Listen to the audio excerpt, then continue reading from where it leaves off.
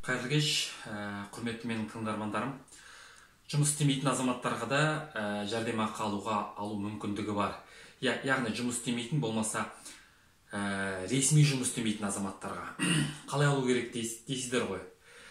Бізде салық кодексінде бірыңғай жиынтық төлем деген салықтық режим бар. Яғни әр азамат өзі үшін бірыңғай жиынтық төлемді төлейді.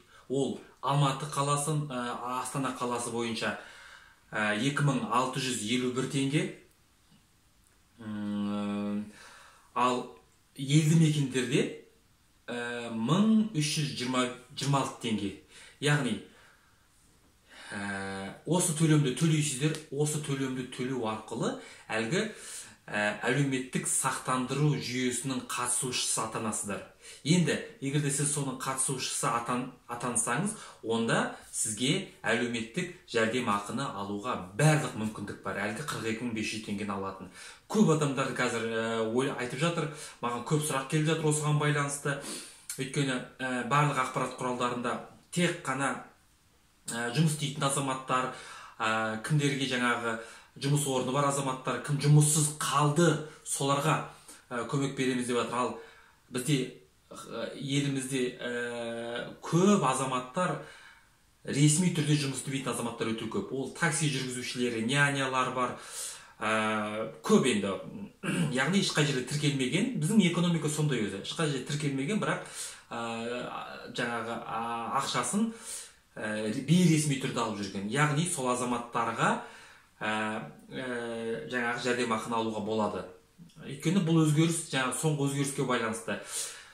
Еңбек және халықты әлеуметтік қорғау министрлігінің несі бойынша, өзгертуі бойынша бір ғана 12 айдың ішінде бір ғана төлем төлесеңіздер, сіздер жаңағы сақтандыру қорының қатысушысы боласыздар деді. Яғни бір ғана төлем болатын болса, бір рет қана 2651 теңгені төлеңіздер.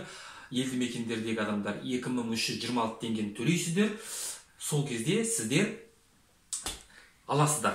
Алу жағы, мен жаңағы қазір өкінішке орай мына электронды үкімет порталы жұмыс істемей жатыр. Өйткені қазір жаңағы жүктеме өте көп болып жатыр. Сондықтан кіріп мен сіздерге түсіре алмай жатыр, мұрша болмай жатыр. Қалай қазір мұрша болады? Мен түнделетіп болса да түсіремін да сіздерге салып көрсетемін.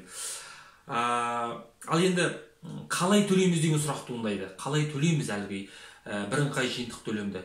Бірыңғай жиынтық төлемді төлеу кез келген өздеріңіздің телефондарыңыздағы приложение арқылы. Народный банктың приложениесі, Каспий банктың приложениесі, қандай приложение бар, бәрінен жаңағы сияқты төлемдер төлеуге болады.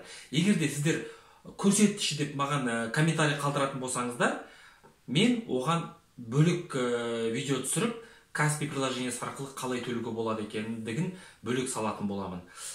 Қоңыраушаны басыңыздар, менің каналымда болыңыздар. Қалай жаңағы заявление берілетіндігі, өтінім берілетіндігі туралы видеоны жіберіп алмаңыздар. Келесі видеода жолыққанша.